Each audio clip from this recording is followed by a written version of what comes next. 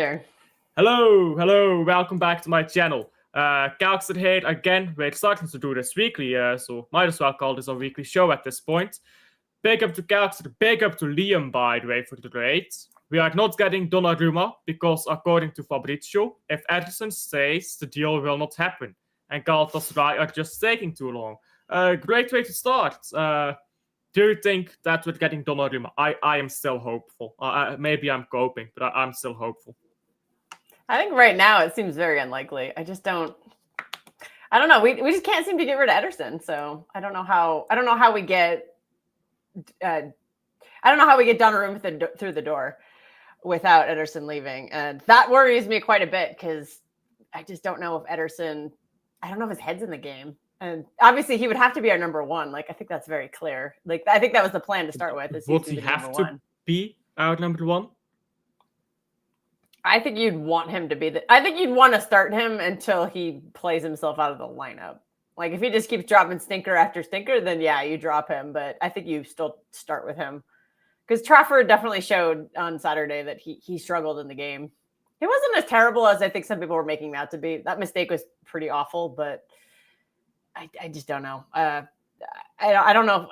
I want him to be our number one, but and so I kind of accept his mistakes and stuff like that. But I think our fan base would have to lower their expectations quite a bit if we are going to actually develop Trafford this season.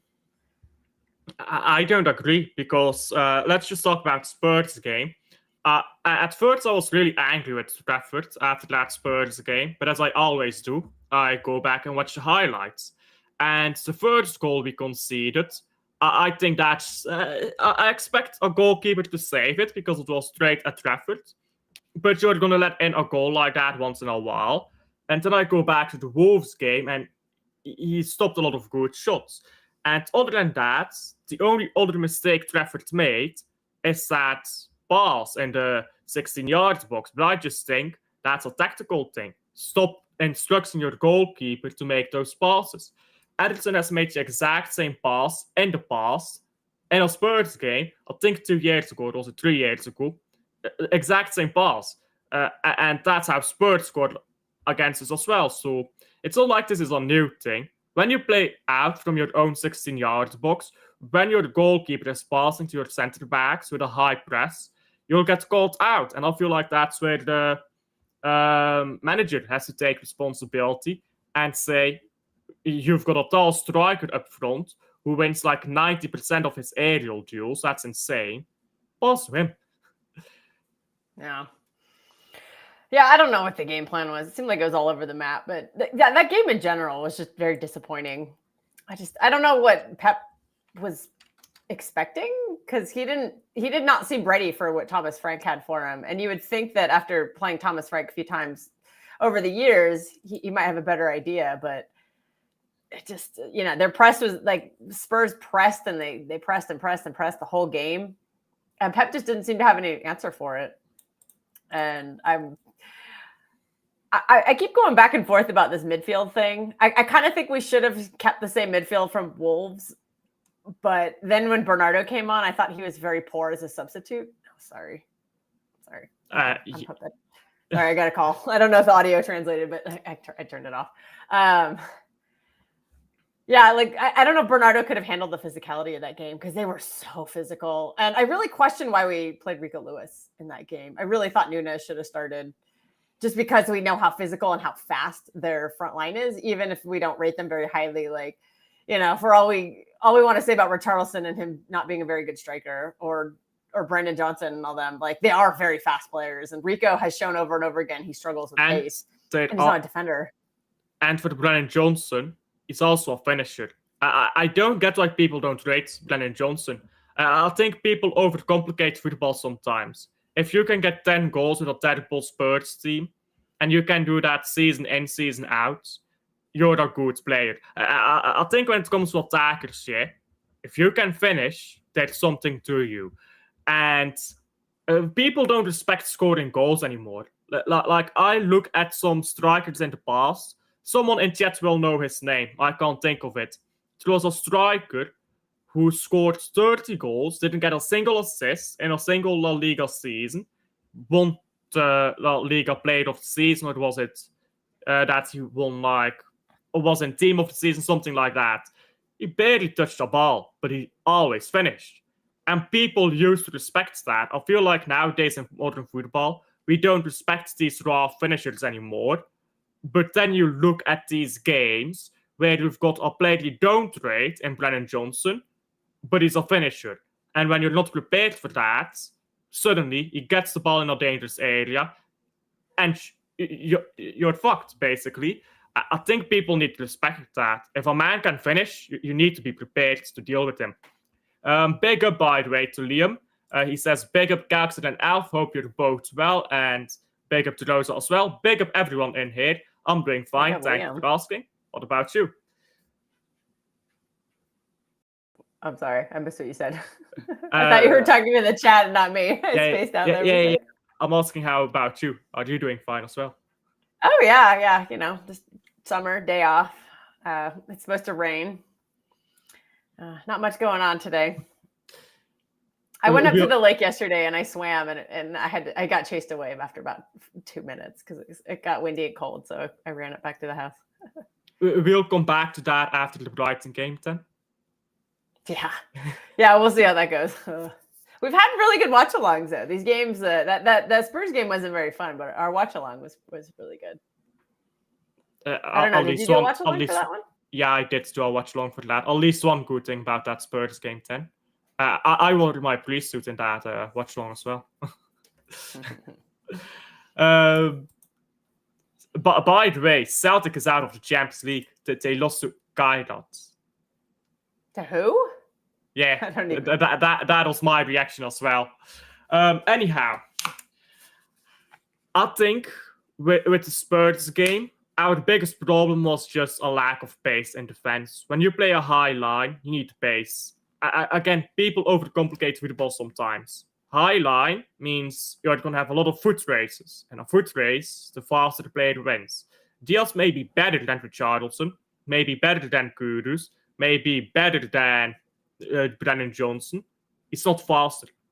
So either Diaz has to be taken off for someone who is faster, or John Stones has to be taken off for someone who is faster. But you need to have at least one fast centre back, I think. And I defend Diaz. I think a lot of people have been disrespecting Diaz lately. But I think Diaz is a brilliant defender. He just wins the ball back up the pitch, keeps us going every time it's cleared by Spurs or any team. And in the box, he's just solid. So I rate him, but he's slow. And when you're slow, you need help on the counter. Yeah, and we have a pacey center back. He didn't touch the pitch. He's played 10 minutes this whole season.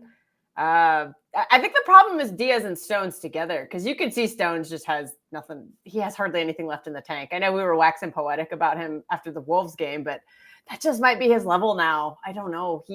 I thought Stones struggled in the game, and Diaz wasn't that much better. But we have a fast player on the bench. I don't know why we're not using him, and I really don't understand why Rico Lewis was in there either, because he's not fast either. But Nunes does have some pace. I know he's not a defender and is prone to some bozo mistakes, but like I said, he could have kept up with their wingers a little more.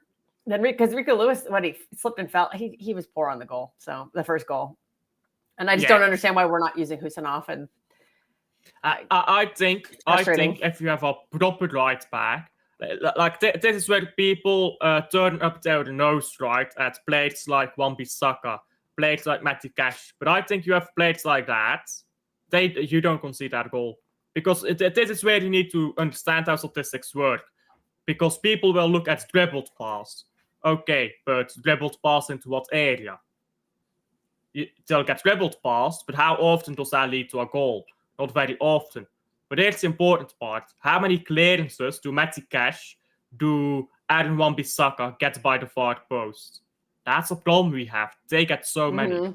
I think Matty Cash gets 6 times more than Rico Lewis. Rico might as well not even be playing on defense, because he just contributes nothing in that aspect. As good as he is, kind of when he inverts in a functioning team, that midfield just was not functioning on Saturday. And I'm actually really surprised that he didn't just stick with the one that we played at Wolves. I did want to see Turkey in there, and kind of a mixed bag. I think he did create a few chances, but he has a lot to learn. So I don't know if starting him in a big game like that was necessarily the right choice, but I'll tell you the right back we should be signing after last night. Pay the money for Livramento, man. That guy pocketed Mo Salah, and he had an assist in the game too. So all these lies about, he can't play, we can't play him because we can't play forward, blah, blah, blah. He was great going forward. He was overlapping. He was doing everything last night. I thought he was one of Newcastle's best players, and pay 80, 90, 100 million for him. I don't care. I think that's the player you need because he can do it on both ends. I completely agree. I think Livramento is one of the best right backs in the world. This is not the thing people do, yeah? I say Livramento is one of the 5 best right backs in the world. People turn their nose up again. I generally don't know. Other than Koundé, which I think is debatable, I generally don't know who's better than Livramento. The guy at PSG. He's going to be in jail soon. Yeah, that's why I don't say his name. Maybe him, but even then I disagree because he's shit when it comes to defending. Let's be honest. He gets cooked all the time. He's like Trent. Might as well be a midfielder. Yeah, Mendes is the one carrying their fullback defense. Yeah, and he's a left back, so yeah. I don't think he's a damn good one too. We could have signed him. I agree. We don't need another left back. I like Aït-Nouri. I do too. Also, speaking of Aït-Nouri, do you think that was a big turning point in the game? Because we were looking a lot better in those 10, 15 minutes where he was playing. And then him coming off and Ake subbing on was a big difference. Because we know Ake is not a forward player. He can't overlap. He can't invert. He's just a defensive guy. And that's not his fault. I'm actually surprised he came on. I wonder if Pep was just nervous about Kudus. But we saw that Ake's pace is not good anymore. It's painful to watch him sprint. You can tell he's clearly worried about his hamstring.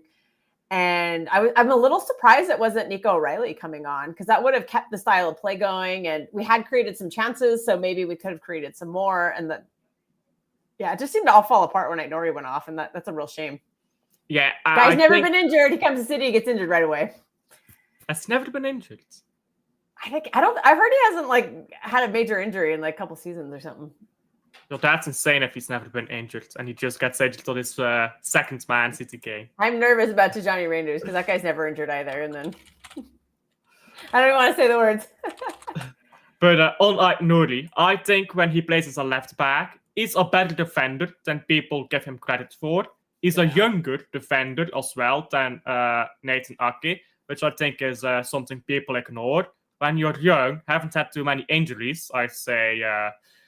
hopefully, without jinxing anything, you're gonna run better. It's gonna be easier to cover the distance. Now, I do just look through Aït-Nouri's injuries. He's had ankle injuries before, but not big ones. So he's had ankle injuries before. Just looking through that. Let's hope it's not too serious. I think it's also when he goes into midfield. When he goes into midfield, he stops teams from running through our midfield because if we're up the pitch and we lose the ball, he's not going to teleport to left back. He's still going to be in that inverted spot. And he just slows teams down. And slowing a team down can be enough to give out other players time to get back and to get in shape and to stop Spurs from countering us. I think that's something he does. And he also passes the ball around great, distributes play. I think he adds a presence. I think in defense, again, he's quick. So there was a ball that came to Kudus, I think maybe the 10th minute, and Aït-Nouri was there first. So Aït-Nouri was quick enough to keep it up with Kudus. Ake, later a ball came down Ake's side, and he wasn't quick enough to keep up with Kudus. Yeah. That sprint looked painful to watch. Ake just looks so slow. And then you couple that with Stones and Diaz. It's a recipe for disaster. We have Husanov. Why aren't we playing him? He's not a friend, I guess. He's not friends with Pep. he called him bald. There's also something about shampoo. Oh, right. The shampoo comment, right? Yeah. Yeah, that's why he never plays again. I do have something here from Teal, who says, we need to play our mid-block. I understand the idea, but I don't agree with it. So what do you think about playing on mid block against Arsenal specifically here, he says? You got to try something against Arsenal because us playing them wide open has not worked for us for quite some time. I'm not as big of a tactico, so I may not understand the nuance of a mid block versus a low block. So I'm probably not the best person to answer that question. But I would say don't play wide. Don't play a high line against Arsenal. That's as far as I'll go with that. But do something different because the last time we played Arsenal, we got absolutely pummeled by them. Absolute disaster class. Hopefully Rodri can play the full 90 in that game because I think we're just desperately missing him. I feel like this system is just not functioning. Okay, it functioned against Wolves, but I feel like it's just not functioning to its fullest capacity without Rodri. And I always get nervous saying that. I don't want to be, Rodri FC, but the system seems to be designed for it. Because you saw the system asking Nico G to be a solo 6, and he can't do it. But it probably works so well against Wolves because he had support. Can Rodri fix this though? Can Rodri, as a defensive midfielder, stop the ball from going down Spurs' left out or Spurs' right out left? Can Rodri do anything about that when Kudus is just running straight on the ball and no one's coming back? Rodri can't do anything about that.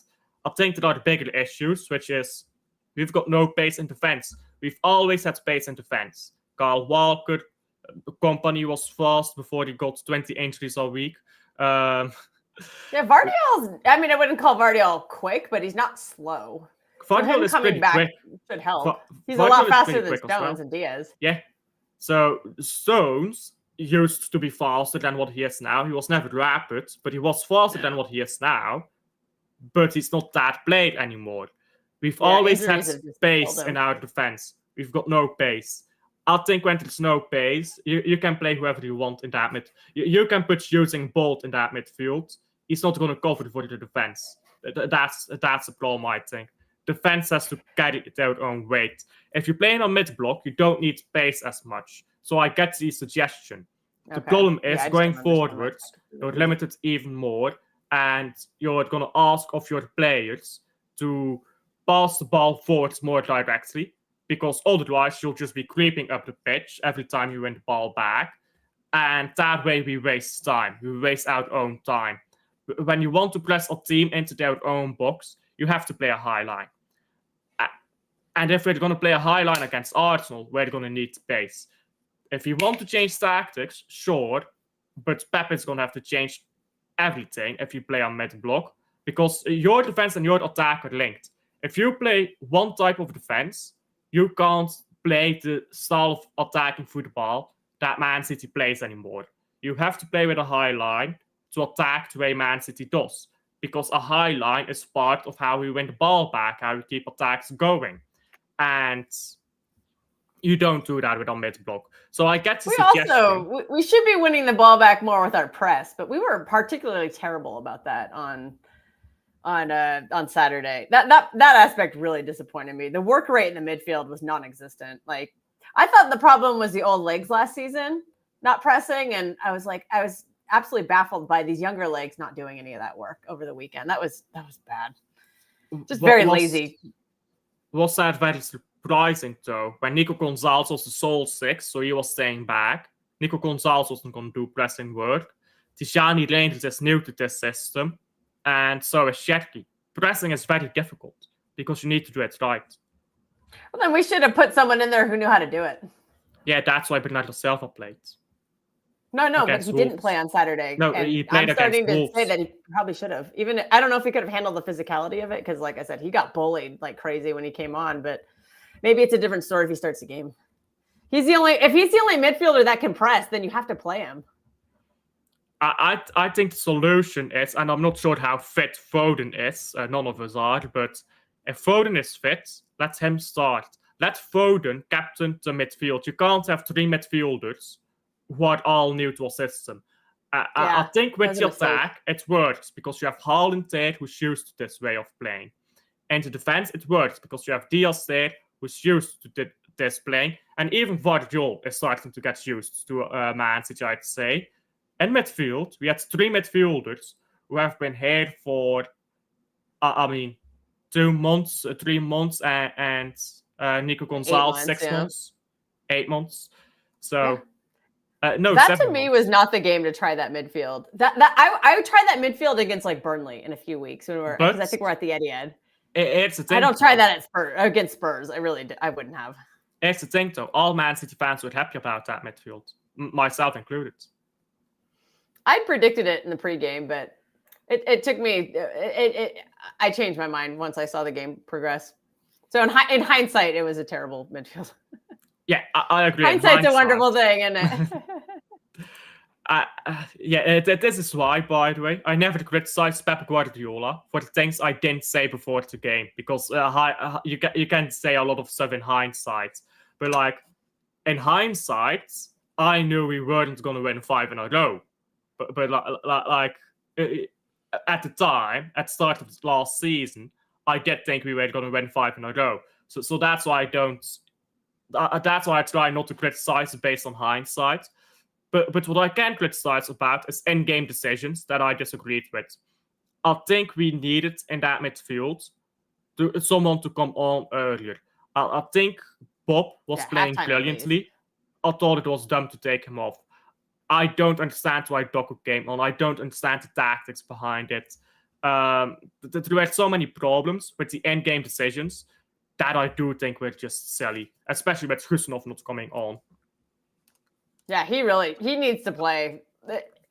We just can't handle this high line without him, unless our midfield does a better job. And we even had problems when we had the functioning midfield against Wolves. We still had, they still had a few attacks. I mean, but that is normal. Like, no team is going to go an entire game without giving up like a couple of attacks here and there. But we keep seeing the same problems, and we keep seeing like nothing changing. So it's a little scary. Yeah. I don't know what the plan is. The plan literally just to wait for Rodri to come back? I don't know if that's a good game plan. I mean, that's not a plan because he'll get injured again. He's got an ACL. He'll get injuries. Yeah. That's not a plan. I think you have to change it when he's not playing. Like, you can play this, solo 6 when he's in there, once he's fit. But you have to have a better game plan. Like, Nico G needs a partner. He's just not experienced enough to do something like that on his own, especially against like a seasoned veteran like Palhinha, who's his 6 counterpart. That just really baffled me. I just didn't quite understand it. Because like when I do like a pregame lineup, I'm always doing like, oh, this is what I want to see. But in my head, I'm always like, well, I know, like pregame, I was like, yeah, Pep, I want him to start Cherki. But in my head, I was like, he's definitely going to bench Cherki and start Bernardo. And I was actually shocked he didn't do that, because I just think we needed that stability. Like, I've been giving Bernardo a lot of crap, and I'm seeing the value in him. We just needed somebody in that midfield to lead the way. Asking Tijani to do that in the second game was just too much, even though he's shown the most in like the Club World Cup, and he was really good in the Wolves game. Like, asking him to do that against a big 6 side, I think it was just too soon. Maybe if it was United. I think as well, because I go on panels with Zeer, big up to Zeer as well, and when I'm on that, sometimes an AC Milan fan, and he tells me, yeah, Tijani best position is the 6. So why not play him in the 6 and Gonzalez in the 8 is another thing I was thinking. Or maybe a double pivot. Maybe you have a double pivot. You don't ask 2 new players to do magic, basically, because what Rodri does is magic. Let's not... I mean, let me put it this way, yeah? You know who the last player is to win the Ballon d'Or that isn't an attacker before Rodri? No. Yeah, you don't. Probably in the 90s. Guess the year. So you already know about Cristiano Ronaldo. That's 2008. Since then, only attackers have won it. Oh, so is it that long? I don't know. I don't really historically don't pay. I don't know who's won it in the past. Yeah, but my point also with Cristiano Ronaldo. Cristiano Ronaldo and Messi did monopolize it, so maybe not fair. Before that, Kaká. Most people would consider him an attacker. So would I. The last one before Ronaldo was Cannavaro in 2006. Then Ronaldinho before him, Andrei Shevchenko before him, and Shevchenko was a striker. 2003 was Nedved, I believe. Then Ronaldo, the Brazilian one, in 2002. Michael Owen, 2001. Luis Figo, Rivaldo, Zidane. There you go. You have to go back to Zidane and Cannavaro to find players winning the Ballon d'Or that are not attackers. So since 1998, 2 before Rodri. Yeah, that's crazy. I still think Van Dijk should have won one. I disagree. I think with the absolute carry job that Messi did, I think he deserved it. And I think it shows in later years just how big Messi did carry that team. But I do think Messi deserved that one. But that's besides the point. When you win a Ballon d'Or as a midfielder, especially a defensive midfielder, who did not win the World Cup because Cannavaro and Zidane both won it because of World Cup, that says something. Doesn't it? And Zidane, by the way, he's an attacking midfielder, not a defensive midfielder. Yeah, he's not a defensive one. So you could argue that Rodri is a 6 and an 8 at the same time. No, Rodri is just Rodri. Rodri can play anywhere. You could put Rodri left wing, right wing, striker. You could put him striker, it'd still be good. But his position is a 6. He's a 6. I think he's a world-class 8 and a world-class 6 at the same time. And that's why he's so hard to replace. We try with 3 or 4 players to replace him, and we can't.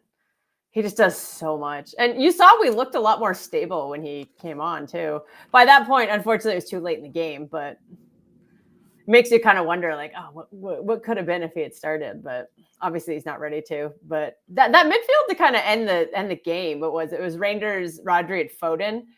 I'd be really intrigued to throw that out there on Saturday at Brighton.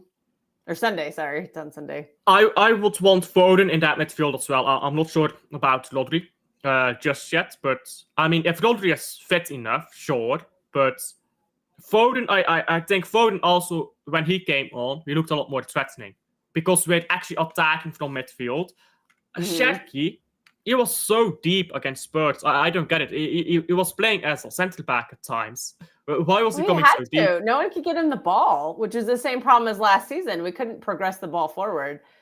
And a lot of that had to do with our buildup, which is completely neutered without Ederson. Like, Trafford needs more experience in that. If you're going to ask him to do that role, and a lot of it was also Spurs press. They were pressing the absolute daylights out of, like, their front line was pressing the hell out of our center backs. And you expect more from Stones, but in the buildup at least. But Diaz, when he's being pressed, he's poor at the buildup without a press. With the press, it's disaster.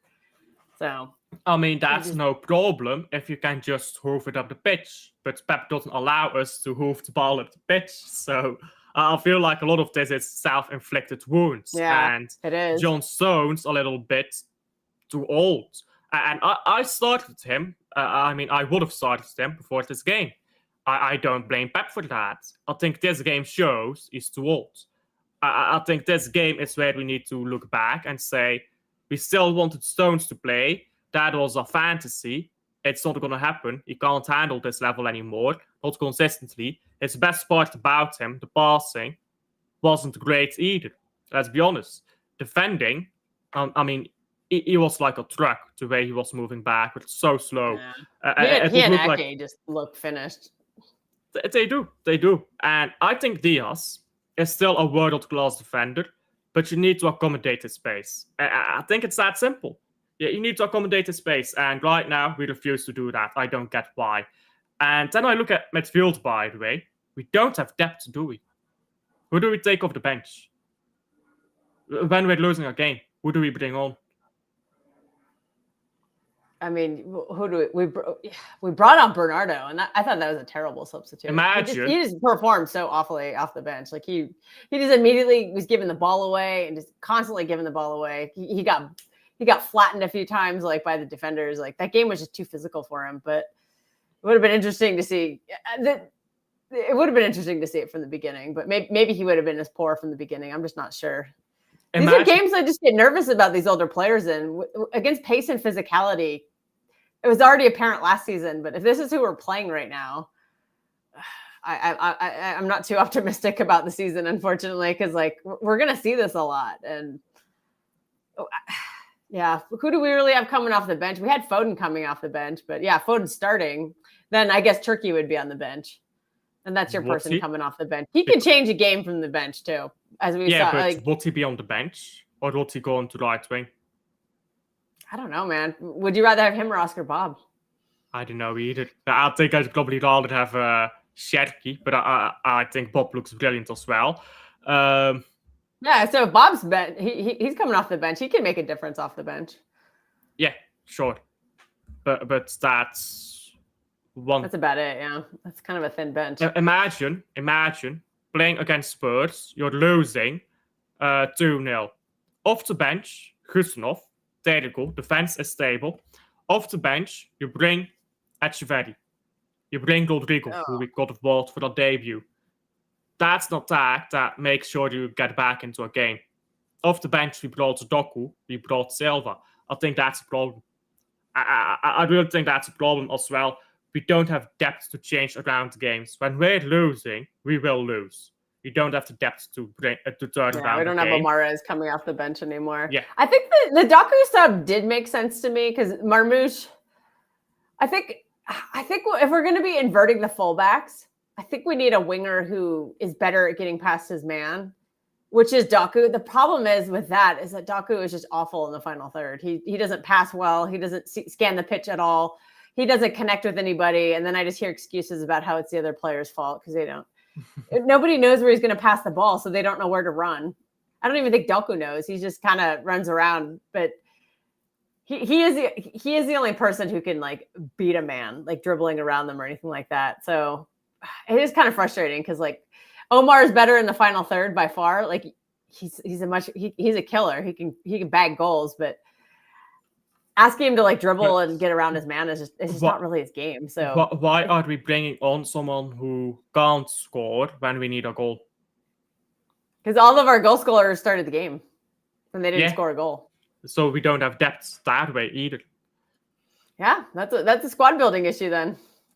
Yeah, I agree. By the way, Teal says Pep never has a game plan. He only plays one way. I don't think he has a game plan, but he makes adjustments.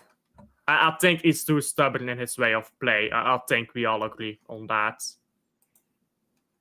Yeah, I don't know. I don't know how to feel about the future.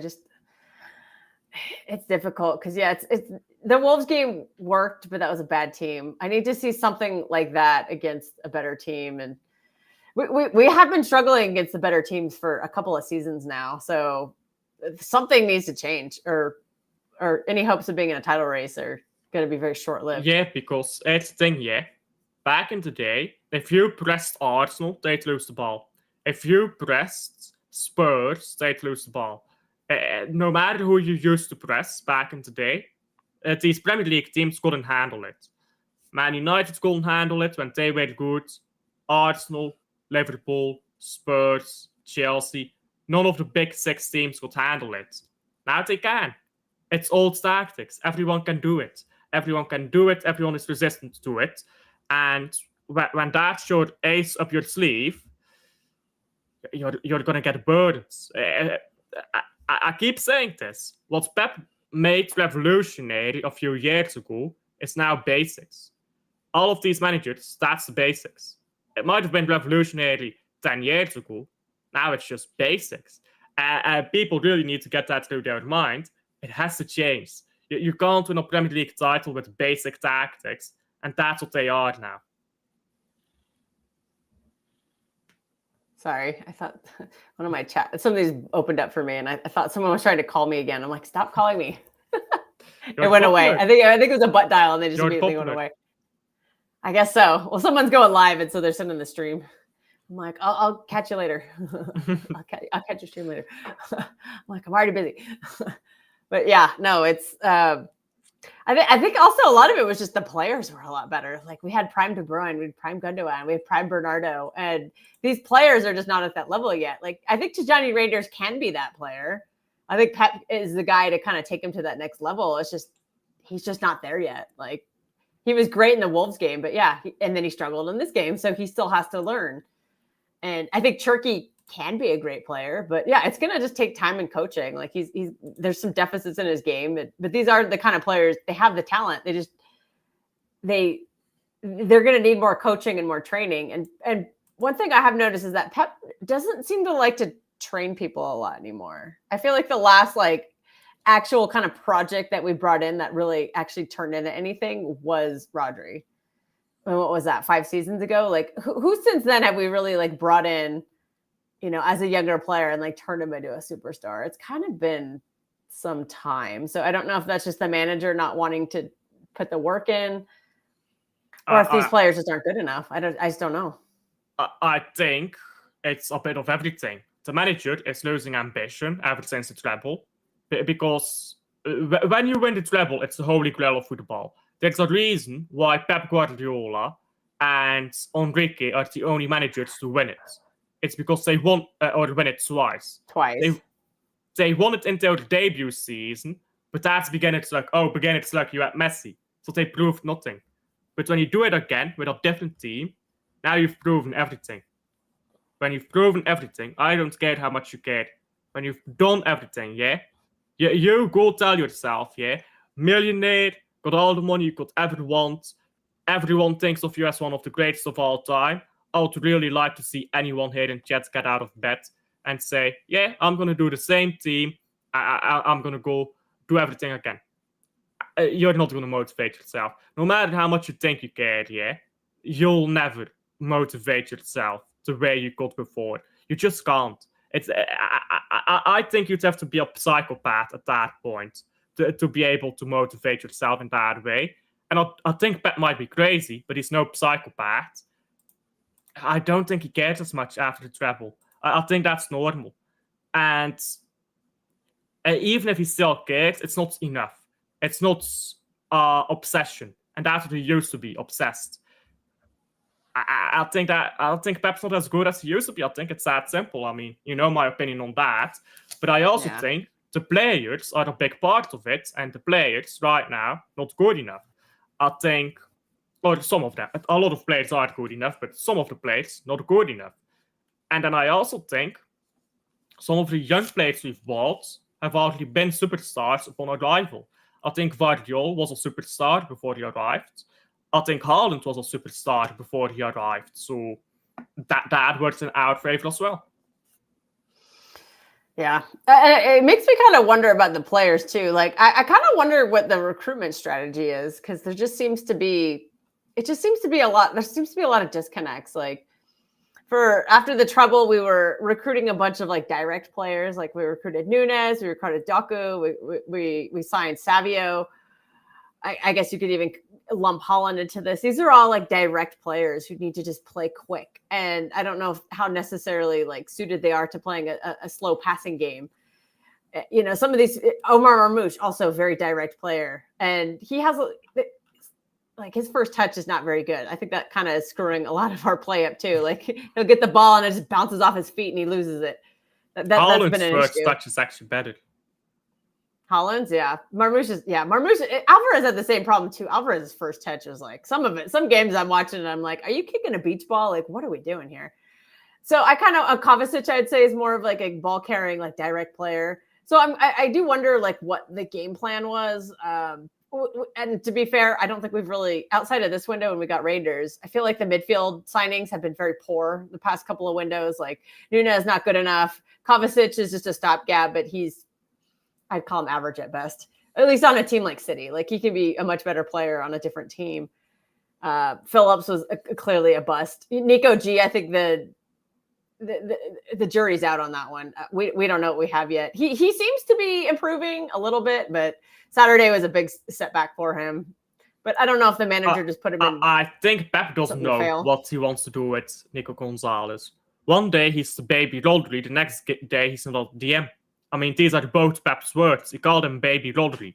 or mini lottery, I think he said.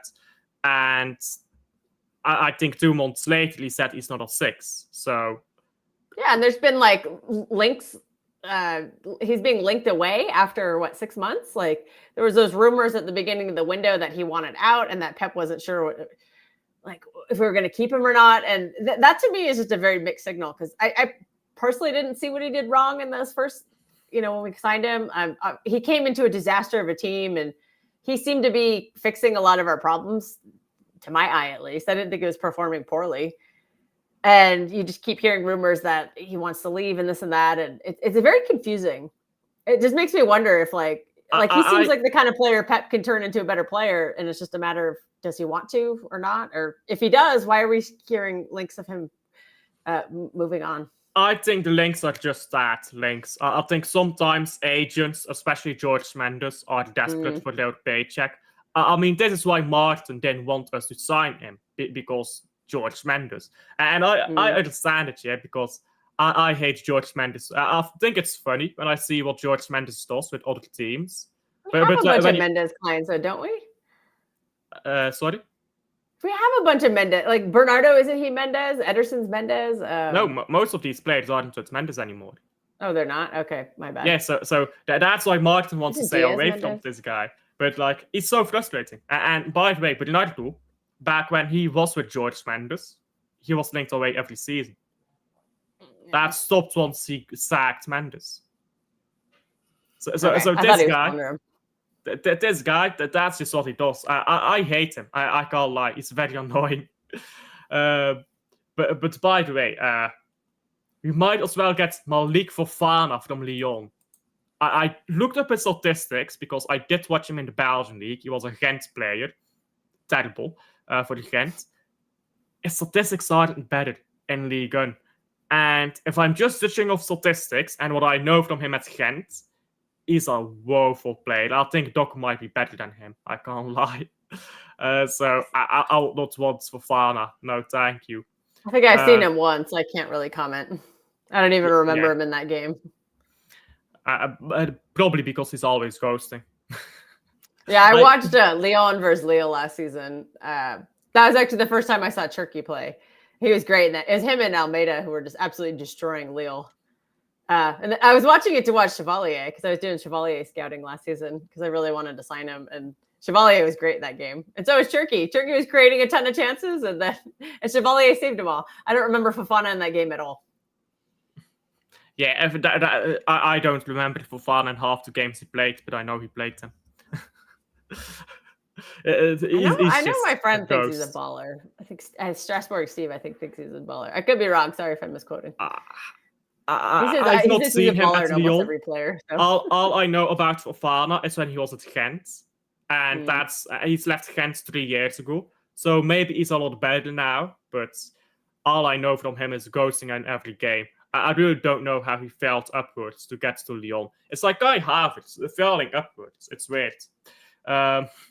We have to win against Brighton, in my opinion, of the fact we can't win Big 6 games, and the next 2 games after that are the Big 6. Oh, that's a good point, actually. If we don't beat Brighton, we may very well not win another game in the next 2 games after that. Yeah, it's shocking to say Brighton is a must-win. 1 win in 5 to start up the season. Our fan base will melt down. And you'd think we'd beat United at home, but I thought we would last season too, and we got 1 point off of that terrible United team. Also, what annoys me is that Amorim is a terrible manager, but he has Pep's number. Why do all these bum managers have Pep's number? Like, what's going on there? Because you know why these managers are the bums? Because they only know basic football. But Pep Guardiola's football is basic football now. Its football is aging. It's becoming basic. Just like Johan Cruyff's revolutionary football is now basic. Just like 4-4-2 was once revolutionary. And now it's what we teach children in the academies. Like every child knows 4-4-2 out of the back of their hands. That was revolutionary back in the day. It's that simple. These things become basic. Everything that's once considered revolutionary becomes basic. Everyone has a cell phone. Everyone. I bet everyone watching has a phone, a mobile phone. 30 years ago, nobody had that. But now they're cheap. You know why? Because it's basic. That's just the way things go. It's the same with technology. It's the same with maths. Everyone here knows how to calculate an average. How do you calculate an average? Don't ask me a math question. Okay, almost everyone here knows how to calculate an average. I tuned out of math in college. I'm done, or at university. Once I was done with math, I've never looked at it since. You grab a set of numbers, let's say 10 numbers, you count them up, and you divide them by the amount of numbers you had. There you go, you've got the average. Here's a fun fact. Averages is something that was conceived after algebra. Averages are the basic things taught in school. Isaac Newton did not know them. Isaac Newton did not know them. Every child in our school system knows them. Basic thing, or revolutionary things, become basic. It's the same with maths, with technology, with football. I think people need to get that through their heads sometime, because people still think Pep is a revolutionary manager. It's not 2018. It isn't. I'd say that that trouble formation was, I don't know if I'd call it revolutionary, but it was pretty damn effective. Yeah, but it was based off an idea of like the 1970s where they played 1-3-3. It's based off that, but we did it the opposite way, where instead of the centre back coming down, the centre back went up. But it's an idea from the 70s. It's nothing revolutionary. Okay, it was just executed very well. We'll say that. Yeah, absolutely. It was absolutely great, but it's nothing new. And you don't have to do something new to be good. But you have to do something that's not been done over and over for the past 5 years. Yeah. I feel Maybe like we that's should be going back to these basics, because whatever we're doing now is overcomplicated stuff. Shoving people out of position and this and that is just, I don't know if it's working. Like, I still think that after all this time, Pep doesn't know what to do with Marmoush. Oh yeah, absolutely. I was going to get that as well. What do we do with Marmoush? What is your plan for him? Well, ideally, I think you can't play him when you're playing the inverted fullbacks. I think with an overlapper, that would allow him to tuck inside. He could tuck in behind Holland and be there with him. We keep crying out for Pep to do a 4-4-2. We were crying when we had Alvarez, and what has he done it like once for like 4 or 5 games when he had the fullbacks? You know, back when it was like Mendy and Aguero and Jesus. Remember, we saw it for like 2 or 3 games, and then it just disappeared. But you can do a 3-1-4-2, by the way. You need Rodri for that. Yeah, that was so when Rodri's healthy, maybe second half of the season, something like that. That I can. But Pep playing a back 3, I don't know. Who would your back? Double season. Because it goes from 3-1-4-2 to a flat 4-4-2, because your Nuri, I'm assuming, is going to be the overlapping fullback. Yeah. It just comes back, and now Rodri just joins midfield, and you've got a 4-4-2. Or Rodri, sometimes he drops back as a center back, so you could always. No. Let's not do that again. Maybe not off of an ACL. But yeah, that'd be interesting. That'd be an interesting shape to try out. Yeah, maybe we'll see that towards the end of the season. I mean, that might be the only way to get everyone in the team too, because Marmoush, Holland up top, and then you could have a midfield of Rangers, Turkey, and Foden, and Rodri. Because what would it be 4? Wait. Am I counting too many players? Because then Nori moves up. Wait, is that too many players? Marmoush, Holland, Foden, Rodri, Turkey, and Raiders, and then the back 3 is how 9. You've got 9 now, and then then I don't know if Nori could fit in there. Then it would have to be Vardiel, Husinov, and Diaz. Yeah.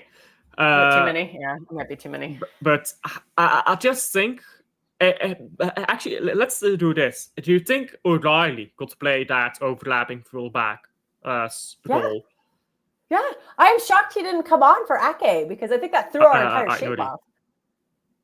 Yeah, or sorry, I meant, yeah. Okay. O'Reilly should have come on for Aït-Nouri, and instead it was Ake, and I think that just threw everything off, because their defense had to pay attention to Nori. When Ake came on, they could just ignore Ake because Ake contributes nothing to the forward play. He's a defensive specialist at this point. Which he's great at, to be fair, when he's got match fit and not playing his first game.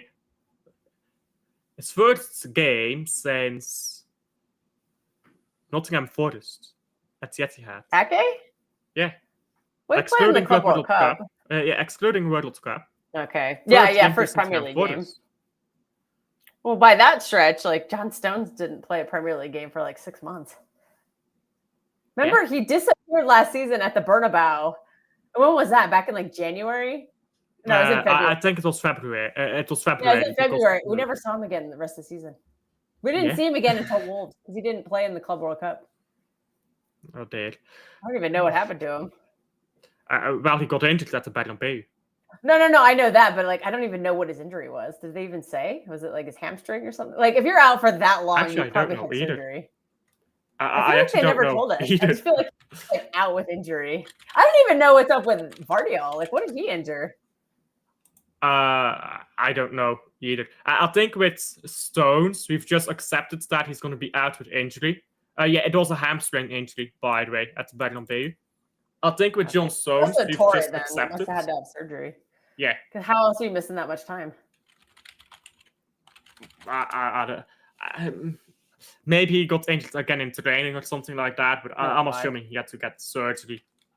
Yeah. That's why I'm not that concerned about Stones being in the lineup right now, because England duty's coming up and he's guaranteed to get injured there. He'll take himself out of the lineup. I just hope Vardiol's healthy enough, because my biggest concern with Vardiol is he's already picking up a few little knocks. He played a ridiculous amount of football last season, and if he's already picking up some knocks, that could potentially be an issue all season. Because he just played so many minutes less. He was the only center back who didn't get injured last season. He played, I think between club and country, he was pushing 5,000 minutes. That's a lot of football. And him starting off slow right now is not surprising me. And I'm just really nervous that these little things, because he picked up that one thing at the Club World Cup, and then they said it happened again, or something happened at the open training, which was like a month later. And he still hasn't come back yet. So he hasn't even been named to a squad yet. Like, I know he's back in training, but that is something we have to be nervous about, because he was our most reliable defender last season. And I really hope he can, once he comes back, I hope he stays back. Yeah. He doesn't get injured again. Josko Gvardiol's injury, by the way, is listed as an unknown injury. See? What are they not telling us? I thought it was a groin, but I guess not. Transfermarkt can be wrong about that stuff, by the way. Transfermarkt is good about a lot of stuff. Injuries they do get wrong quite a few times. That's the only source I know to look up. I need like a footballer.com or something. Well, there's actually something, and I'll send it to you on Twitter, where there is accurate information about injuries all the time. But the problem is they go off what's being told in the media, and sometimes it just changes because Pep will say one thing and then he'll say another. So I just looked up for Kovacic. The only comment on Kovacic is on Gvardiol and Kovacic. Kovacic is not ready. Josko is not ready. The others are. What a great comment, Pep. And if you Kovacic had an Achilles thing. He had surgery on it at the end of the season. So we know that one. Calf, shin, heel, which is the area where your Achilles is. The Achilles is attached, yeah. Yeah. I'd be nervous about him coming back too, because if you're 31 coming off an Achilles injury that needed surgery, that's going to affect your pace, and I don't think he really had a lot to begin with. So I've sent you on Twitter, by the way, if you want to know the source that is best to use for the Premier League teams with injuries. So this works with all Premier League teams, by the way. I'll put it in here. It's the best source. They've only got Premier League injuries, though. The rest, I don't think they have. Okay. For premierinjuries.com. Nice. Yes. Oh, okay. I've seen this layout before. I just didn't know what the I just didn't know what the name of the website. Yeah. Yeah. Further detail. Yeah, that is funny. Further details, and usually there's something there. Ryan Nori, they say a knee injury. That's interesting. Wait, did it? Let Yeah, me it go says. check that I again. thought it was his ankle. I thought he took a knock on his ankle. I don't know. Maybe not. Maybe he just went over his knee because we're all talking about how he went over his ankle, but I think that won't be a big injury. But that's interesting, actually. That's interesting.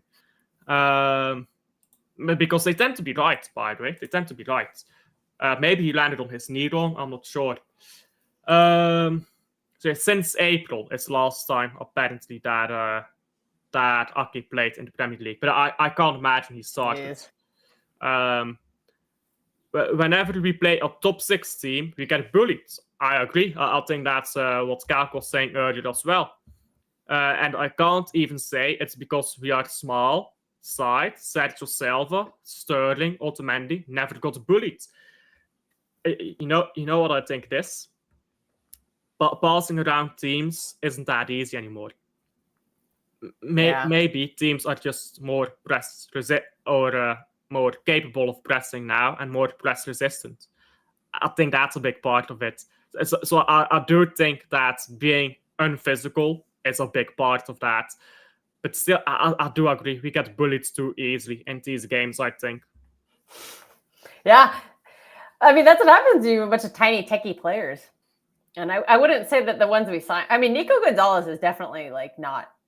I think he's still getting used to the pace or the physicality of the Premier League, but like his frame is like, I think he can absorb it a little better than someone like Rico Lewis or Bernardo or Gundo or Kovacic even. Which I think Kovacic is built like a shit brick house, but he just has balls in him. I think he's a little short and like Nico Gonzalez is a lot taller, and I think he. No. But you need to look at how Kovacic is actually built because you're not going to push him over. You can be a head taller than him. He's just very broad, I suppose. He's not fat, but he's like broad, very like sturdy in his posture. He's got a wide posture, which makes you very difficult to like get off balance. And when you've got that, you can just run through people, especially if you're small. If you're small and have a wide posture, you can run through people. Because, I mean, I say we've all played football. I'm making assumptions there. I have not. Whenever I played as a striker, I would always go to tall, skinny centre backs if they were playing. Because tall and skinny tends to be very weak. And whenever I got the ball, I would just lay my shoulder into their chest and I would roll over. Because as striker, you never get a foul for it, especially not in shitty Belgian refereeing leagues.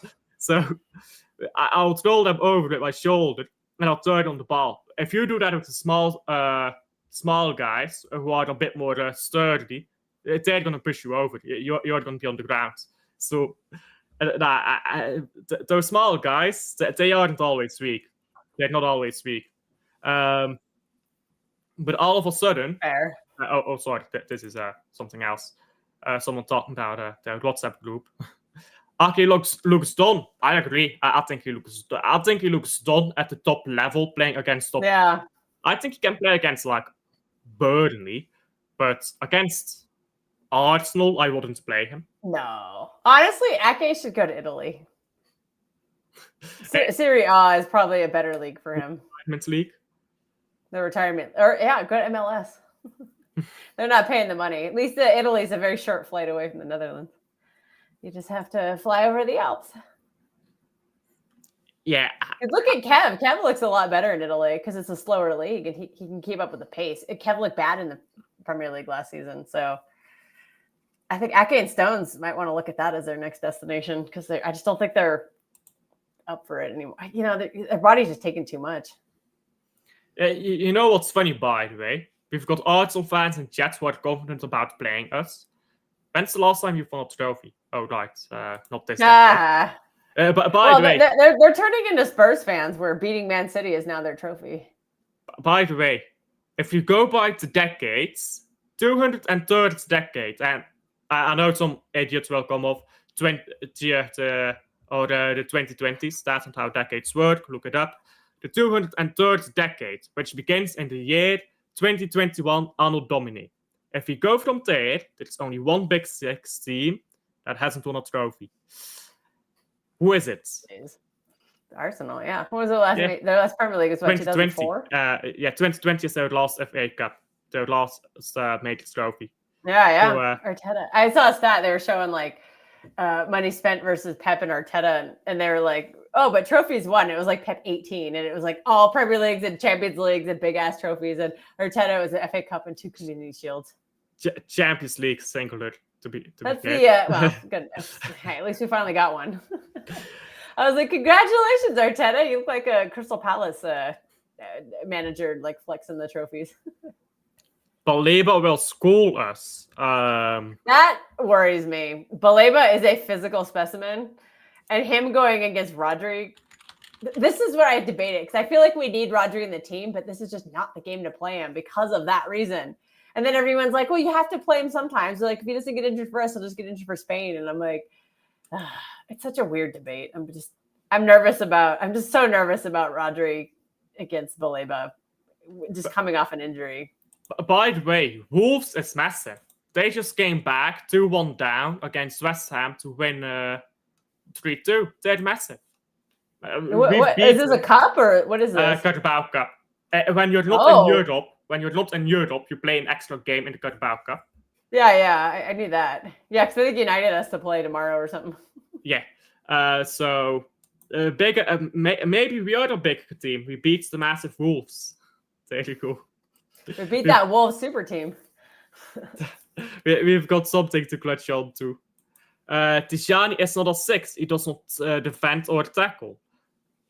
If he plays in the 8, he doesn't. But I think it also depends on where you play a little bit. I mean, I've not seen him in the 6, but AC Milan fans tell me that's where he's best. So I don't know. Playing in a 6 is different though if you're playing for AC Milan than if you're playing as like the sole 6 in a Man City team.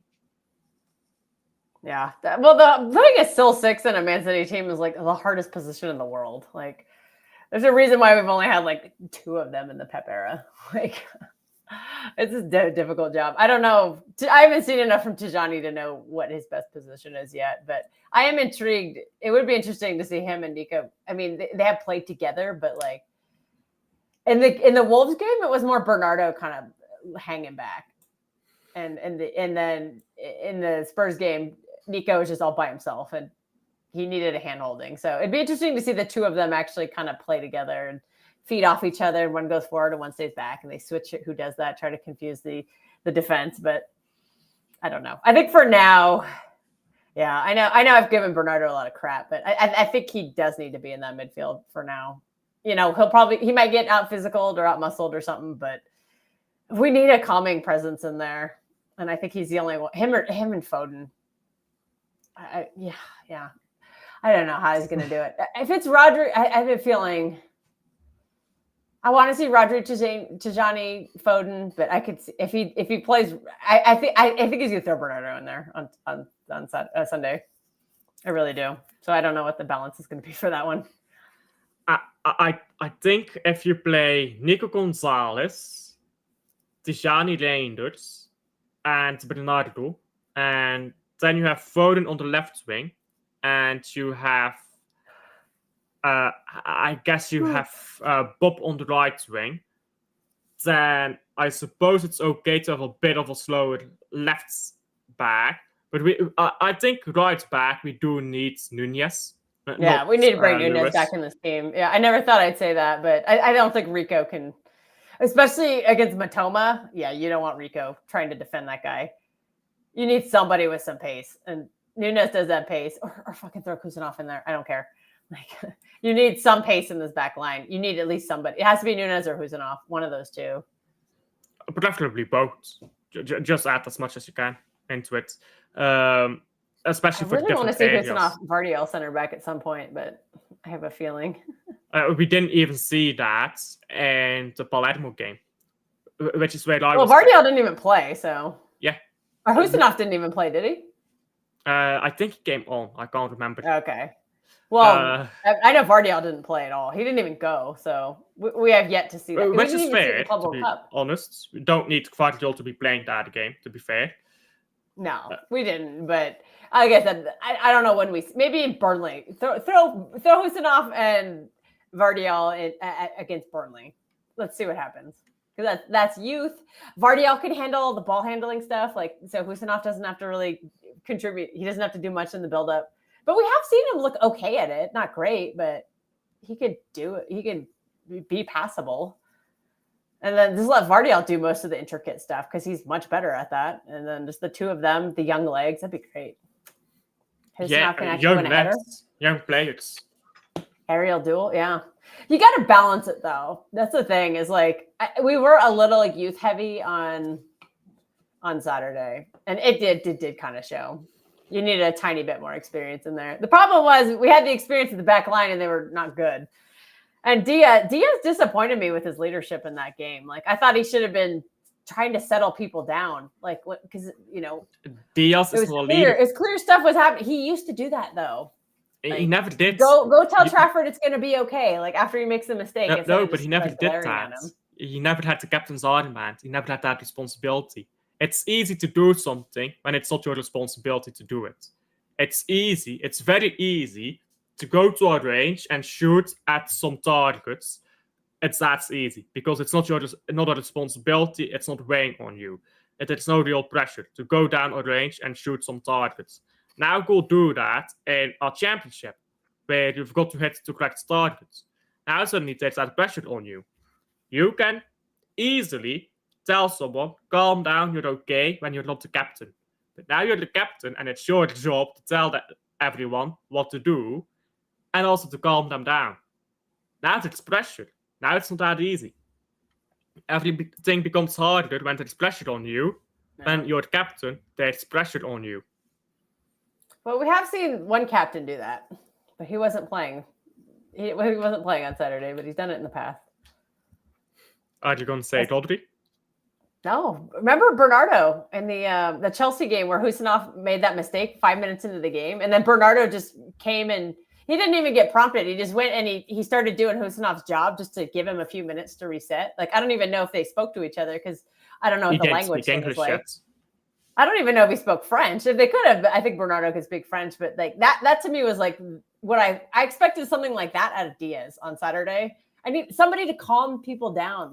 It's a young team. You need the veteran. We had two captains on that pitch, two people from our leadership group, and I don't think either of them stepped up. Diaz and Holland. Holland is one of our captains, and he's the one losing his head all the time, and body language is just so awful all the time. And I'm I kind of need more. If you're going to wear an armband or be part of the leadership group, I need more out of you. And I think that for me was one of the more disappointing aspects of the game. It's just the head loss. Why are we still getting sad and dejected, and we're giving up when we give up a goal? Why aren't we? Where's the hope?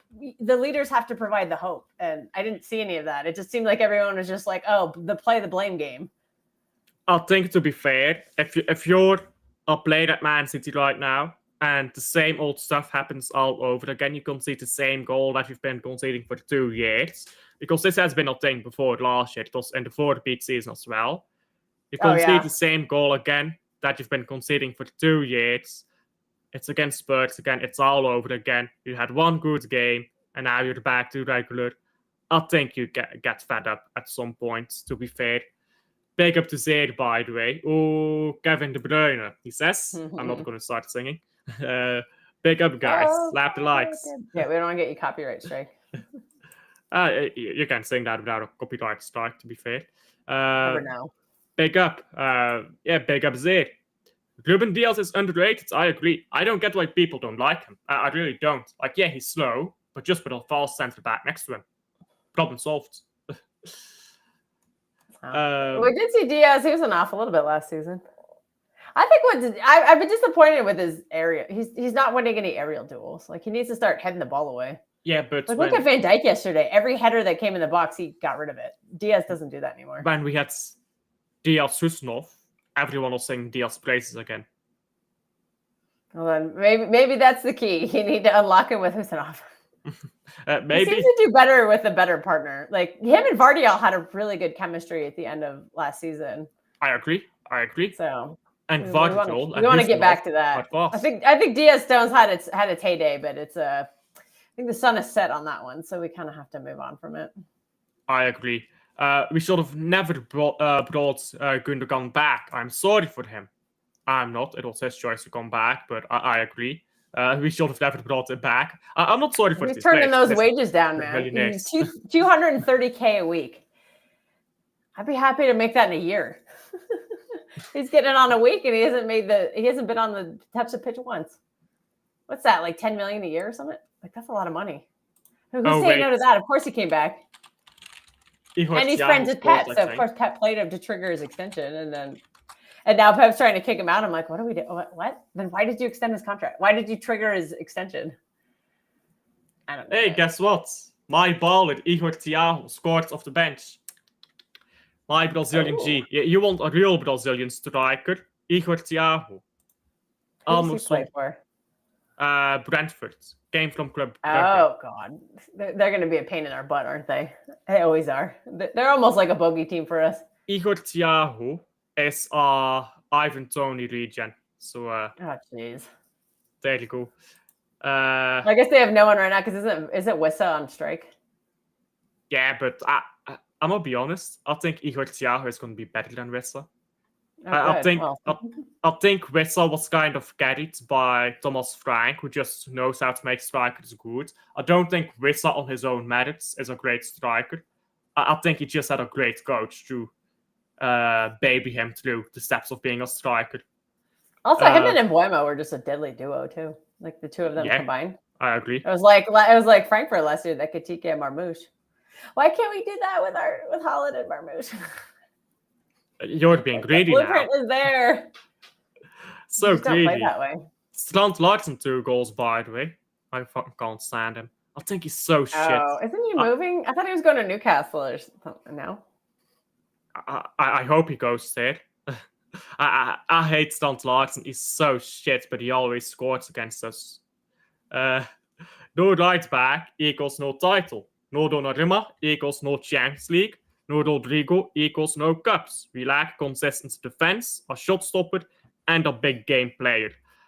I don't think we need any one of those given players to win trophies. What I do think we need is depth, a right back, of course, and just players who can score in the big moments. I think also matters. Haaland is not going to score every game.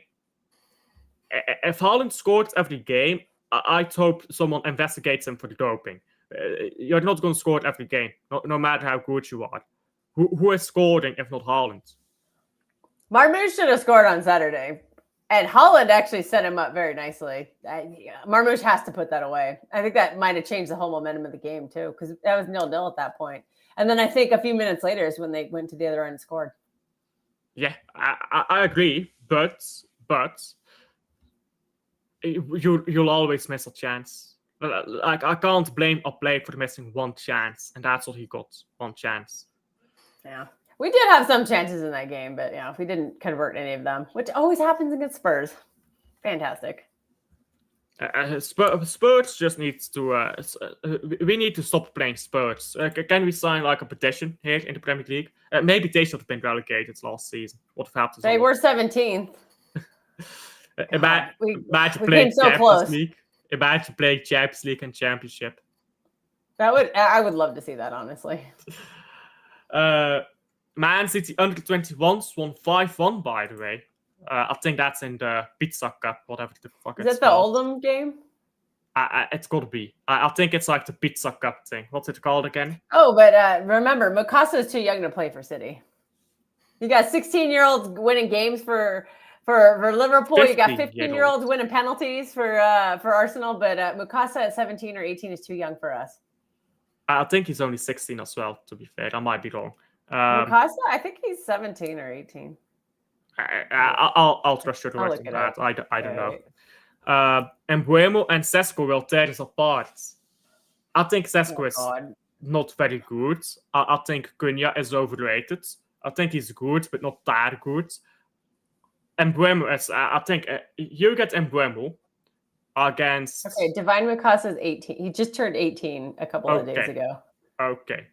On the 22nd of August. So like 2 days ago, he turned 18. I think you get Embuemo against Aki. Ugh. Long days ahead if Mbeumo is playing against We need Husinov in that game. We just need Husinov. Like, just play Husinov. Why did we buy him? If we're not going to play him, why are we playing these broken down players in front of him who cannot handle it? Like, we saw Ake struggle against Kudus. Like, you could tell Ake is mentally scared to get injured again.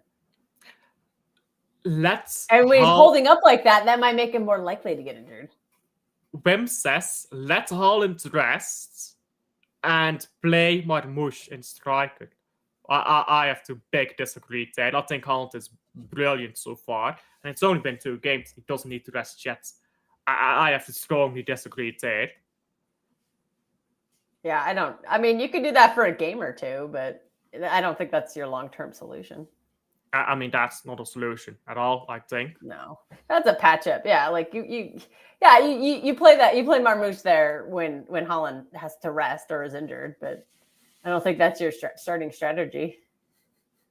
Big up to Liam, by the way. I thought that was strange. My chat was frozen for like 30 minutes. I just refreshed. Yeah, I have to sometimes do with YouTube, yeah? My chat will just freeze, and I have to like refresh the thing I have open to get my chat again. I don't know if you have that, but YouTube is very annoying with chat sometimes. It just freezes for no reason. Even if there are like chats coming in. Don't know what causes that.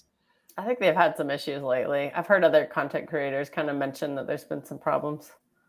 Yeah, YouTube just sucks, isn't it? Complain to Google. I used to live really close to Google, but not anymore. Move back to Google.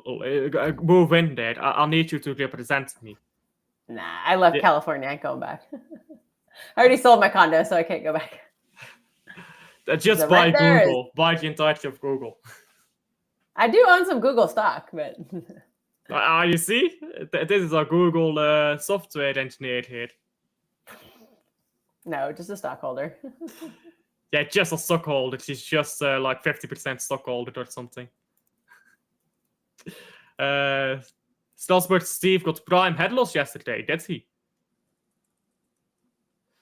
Yeah. Well, we did the watch along on his channel. He's a Newcastle fan. He was devastated. What is that about? Bad. He is still like getting upset about it, but he was absolutely heartbreaking. What is that about Liverpool and 90 plus 10 minutes, by the way? There were some big injuries in that game. Tonali had I think Tonali dislocated his shoulder. They spent like 4 or 5 minutes like kind of fixing him the first time, and then he kept playing, and then he had to come off again. There's I think there was like a bunch of substitutions. That always adds up. And then Fabian Schär had a head injury. I think he was bleeding at one point, but he had to come off the pitch. But the medics did sit down with him for a while. So there were 2 lengthy injury breaks, and there was a bunch of substitutions. So I could see a justification for 8 to 9 minutes. I don't know where they got 11 from, but they definitely had some things that did take a long time, and I'm not surprised that the minutes got added on for that. You know what? I've got a response to that. What? Oh, Arsenal's paying the ref. Corruption is not bad. Corruption is only bad if I'm not involved. Yes. But if I'm part of that corruption, I'll defend it. There you go. That's my response. I don't know if you watched the United game on against Fulham. I didn't. Yeah. Oh, dude, there was some corruption in that game. Yeah, but United lost. Oh, drew. They drew. Yeah. They should have lost because first off, that pen they got was very suspect. Haaland gets thrown down in the box like that all the time, and he never gets pens. And then Lenny Euro, then the guy who scored the goal, I guess it was an own goal, but I thought it was Euro. He fouled the guy before he headed it in the net. They called it an own goal, and then they didn't take it off when he committed a foul in the box to be able to score the goal. I think with Haaland, though, there was, I can't remember the game. Was it Chelsea? It was Chelsea, wasn't it? The 3-3, where he got dragged down and was given a penalty. I think that was Chelsea. And people are angry about that as well. I think Hunt is one of the least protected strikers in world of football. You can do anything to Haaland. It's ridiculous. Big up to him, by the way. Do like and subscribe. Nottingham Forest are interested in Joachim Seys. I'm sorry, but Seys is going to end up at Real Madrid at this rate, not Forest. Leeds United 1-1. Who are they playing? Look at Damen for Arsenal. Where is this is what Kalk was saying a few minutes ago. Damen playing for Arsenal. The kid for Liverpool, I forgot his name. But for us, they're too young. I don't know. Rio something? I don't know. 16. The guy who scored the winner for them. By the way, we've got a bomber here. Donnarumma off. City will wait to get him next season. Said who? I don't know, but let me see it, because that is a bomber. We've just received it from chat. To be fair, chat can say a lot of stuff that's wrong, but I'll quickly check with City Extra. Your Twitter, yeah. Let's see what Twitter says. I'll see nothing in. You know what? I think it's probably Sam Lee or someone like that who said it. But I don't always trust them. Yeah, I don't. Sam Lee, I haven't seen anything from him lately. He hasn't been tweeting. I don't know. I don't see anything on Twitter, but I'm not really looking that deep into it. Bodo Glimt is in Champions League, by the way. They smashed Sturmgras 2-6 in aggregate. Yikes. Oh, dude. That's the Swedish team, right? Aren't they like way up in the Arctic Circle or something? Or is that Norway? Yeah. Is it Norway or Sweden? Yeah. Bodo Glimt is Norwegian. Oh, okay. Oh, dude, that'll be fun. Get City a draw up there. The draw is Thursday. Thursday, yeah. So there you go. That might be very interesting. Playing them up in Norway would be sick. I mean, shit, man. I try to fly over for that. No, I can't. I can't make it. I can't go. I think you know what people do as well with teams outside of the Premier League or outside of the Big Five. They just are like, oh, I don't know this team, so take shit. Like that's the way they think about it. Like Spurs beat Bodo Glimt, who was in a semi-final, and everyone was like, oh, it's just Bodo Glimt, they're shit. But they're in the Champions League now, so that can't be very bad, can they? Shit now. So I think Celtic had to go down to Europa, so who's shit now? To Kairat. We don't even know who Kairat is. Neither of us. Sounds like an Azerbaijani team or something. Just some team, somewhere. We don't know where they're from, but they're in Champions League over Celtic. There's a lot of teams from a lot of leagues that are a lot better than what people give them credit for. I'll look, for example, at like the Czech League with that's Belgrade. That's not Czechia. Czechia's Prague, but the Czech League does have some good teams, such as Slavia Pilsen, who get to the Champions League quite often and who do quite well. But they don't get respected, do they?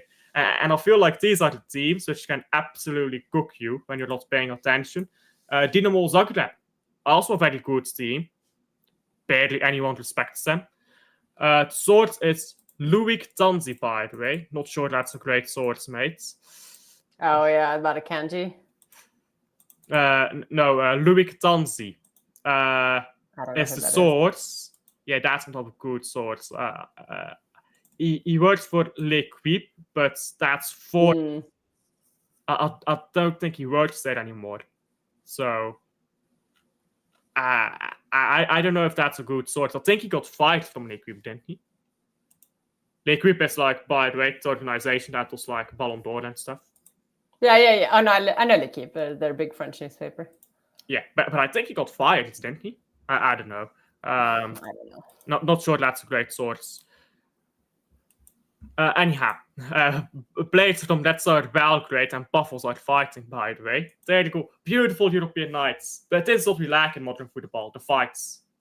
Yeah, the hatred. I miss the hatred, man. Like you get England when the England team would get together, it'd be a bunch of people just like they've never played well together because they all hated each other. 1 second, I've got a perfect thing for this as well. This is such a good one. I need to find out where this clip is from. It's such a good clip. Oh, I've had it somewhere.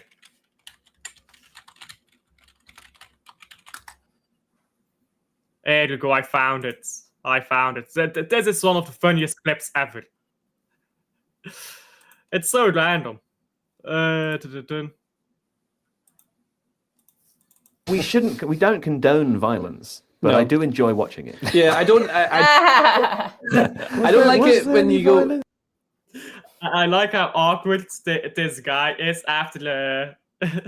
He's like awesome, but he can't. I love that clip. Funny. I need to put that in my OBS. City chicken out of deal. Cheapskates. I mean. Donnarumma? Well, we can't get rid of Ederson.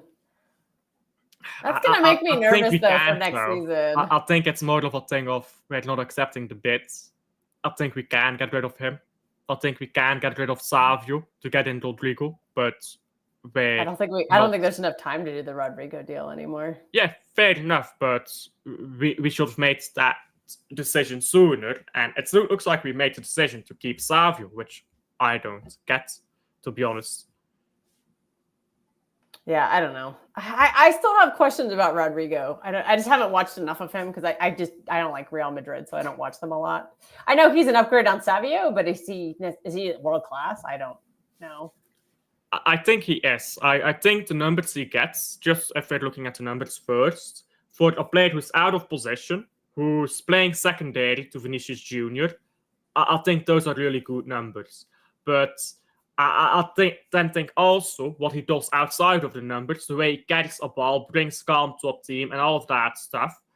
I think he's a great player. I think this is a guy, when you're in a panic, you can't get out of your own half, and Rodrigo gets the ball, he'll be calm, and he'll get you up the pitch. I think he's so good. He can take on a full back, but he can also stay back. He can also do the wide winger part. I think he's also very versatile, which is great for the Pep. He loves versatile wingers. But it's not versatile like Jack Grealish, and you can put him on the wing and hope he does well. He's versatile as in he can play as a touchline winger. He can play as a inside forward. He can play as an inverted winger. He can play off the line. He can run in behind. He can do all of it. He can come deep, which is why I think he's so great. I don't think he's particularly the best in anything. I think he's very competent in everything. And that's why I think he's so good. And that's why I think he'd be a great Pep player. Plus, he scores in big games. Yeah, that's true. Excuse me. Sorry. Yeah, that is true. He does do that. And he's a killer in the Champions League, at least. I don't know about the Clásicos or anything like that, or the big games in La Liga, because like I said, I don't like Real Madrid, so I don't watch them. But I think he is definitely a big upgrade on Savio, or at least current. I mean, who knows? Maybe Savio can develop into a better player. It's just his finishing is poor, but he did do a lot of positive for our season last year. Like he can actually find Erling Haaland, which is something Doku has never managed to do in 2+ seasons. What do you have? 13 assists or something like that to kind of lead us last season. Like that's on a very dysfunctional team, so maybe he can improve. I don't know, but Rodrigo is definitely an upgrade on Savio, but is he enough to take us to the next level? I'm not sure, because I think we need to right back more. I agree with that. I think he's an upgrade, but it's not what we need. Yeah. If we had a right back, get a right back, and then you get Rodrigo. Yeah, get Livramento. That's what we need. Guys, pay the money. I'd rather pay $100 million for Livramento than Rodrigo. I fully agree. I think yesterday just put to bed so many myths about Lieberman. Oh, he can't go forward. Yes, he can. He played very well going forward, and he pocketed Mo Salah. Anyhow, bring Tiki back. Vian is a cheapskate. No. Vian is why we're getting deals done. Yeah. Tiki would have had one player done at this point. Vian has gotten 4 players done if you include Bettinelli. So, no. Thanks. But before we round up here, we do have a game against Brighton. We had a good game against Wolves. We had a bad game against Spurs. What do you think about Brighton? Because I look at Brighton, they had a bad game themselves. They got cooked. They were lucky to only lose 2-0. What do you think about playing against Brighton? Yeah, well, I think Everton they just set up very differently, and they can set up in a way that'll frustrate a Brighton. I think we'll be wide open, so I think they'll just run riot through us. But I'm hoping, but they'll also be very wide open. So I could see this being a basketball game. A little nervous if Rodri starts it because I don't think he's ready for a basketball game, but I can see us outscoring them, like 3-1, 3-2, something like that. I can't see that because I think if it comes to a basketball game, we're going to concede more. I think our defense is just bad right now. And when our game is so open, I think you get run through, which is why we have to play Husnov, in my opinion, and Nunez, and see where Nuri is at fitness-wise. But if Nuri is not playing, I'd put O'Reilly there, not Ake. Yeah, I would too. I would definitely play Nico O'Reilly instead of Ake because I think we need the going forward more. I want base to deal with whatever Brighton is going to throw at us. Matoma and someone else, yeah. They did sell Adingra, to be fair, who I thought was quite brilliant. And they've got the Kuiper, who I think is... You can exploit the gaps the Kuiper leaves, but I think that's where Bob will shine. The Kuiper will leave gaps by going forwards. You put Bob there, he's going to destroy that defense of Brighton, I think. But the Kuiper going forwards himself, the crosses that man has got, he's going to be a danger to our defense. I think their midfield is also solid. Baleba. Yeah, that guy's a truck. Yeah, and if we're playing Bernardo Silva, by the way, that is why I want Foden and not Silva against Brighton. Because if we play Silva, I think Baleba is going to walk over them. Yeah, that's a big concern. Like, I think we need it for stability, but I could see him getting bullied. That's kind of nerve-wracking. I don't know what to do. We need maybe Foden can kind of be the help, like the stabilizer in there. We need a stabilizer. It needed to be somebody who's been on this team for a while, not just 3 fresh new players. So maybe Foden can be that stabilizer instead of Bernardo. I think he can be, and I think Foden is a great player. Yeah, he had injuries last season, which was poor, but I think this is what we do, yeah. As Man City fans, Foden was poor last season because he was injured all of last season. So now he's a poor player. No, I think Foden is still better than Palmer, but Palmer didn't have to deal with a season-long injury and serious health concerns. Foden did. I think Foden has a bit of a weak ego at times, which he needs to work on.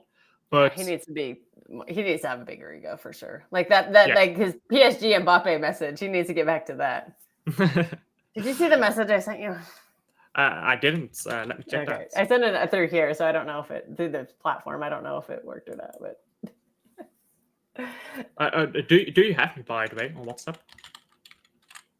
No, I don't think we're on WhatsApp. No, we'll exchange it afterwards. But yeah. No, I sent you a message through this like the viewer thing. What we're streaming on. I don't know if it went through though. It's okay. Oh, that thing. Oh yeah, I never opened this. I'm just an OBS consultant. Let me see. Don't read it out loud. Okay. Yes. You should have just sent me that on Twitter. I would have seen that then. Oh, sorry. No, you're fine. You're fine. Palmer is mentally strong. Foden is not. I agree. I think that's the difference between those two. But I think you have Foden and you give him some confidence. He's still the better player between him and Palmer. That's what I think. And I think if you tell Foden, I'll trust you to fix this problem in midfield. I'll trust you. I think you're going to be the man. And you put him in there against Brighton. I think you can get something out of Foden. Now, fitness is a concern, but assuming he's fit enough, I want Foden there. I want O'Reilly there. I want Husnov there. I want Nunez there. and I want Mukasa on the bench. If we need to change something, let Mukasa come off the bench. I don't get why we have all these young players and we go loan them all out. Yeah, I agree with you. I think we should definitely play Foden. He can be the stabilizer. I guess you only really need Bernardo if you're playing Nico G, because Nico G kind of needs somebody there to hold his hand. He's still not ready yet. But if you play Foden and / or Rodri, I don't think you need Bernardo, and obviously Nico G would be benched. But the only one who doesn't get away from starting is Tijani Rangers. He has to play. You think Rangers is the most important player? I think he's going to be our most stable midfielder, yeah. Okay, fair. Anyhow. He's so versatile. Yeah, I agree, but I think Rangers... I think Rangers is assumed, by the way. I don't think he's the most important player there. I think most important player is really going to be in defense. Have a stable defense. Yeah. That's not just a cookie cutter, basically. But to round up on, what's your prediction score-wise for Brighton? Because I say we win 3-2. Faye, I want to be positive. I'll get called a happy clapper again. Wrong show for this. This is the moaning show. No. Maybe I'll do Monday Moans. Monday Mank Moans. There we go. New show idea. I thought of that before. I think I sent it to Luke or something. I was like, we should do a Monday Moan show with you, me, Luke, and Bevo. Bevo, by the way, he called me a miserable bastard, but he's more miserable than I am. No. Big up Bevo. I'll give a positive prediction. We'll win 1-2. I think they lack João Pedro. I think they lack João Pedro, and they lack a bit of depth. They need a bit of more time. I'll be positive. I'm a happy clapper. And we'll play good enough, and we'll be strong in defense. There you go. Yes. That's my predictions. Now, if Phil Foden's going to score a brace. I'm going to just go sleep because I'm pretty tired. And Kelkster does have to go. So we'll round up there. Thank you as always for coming on, Kelkster. Big up to everyone in chat here. Rosa, Teal, Hungry Lion nowadays. You changed your name. Liam, everyone in chat. Big up to all of you. And with that, we're redirecting over to Liam. Not there's a city, the other Liam, by the view. So Alfred in chat, and we'll see you guys on the next one. Bye.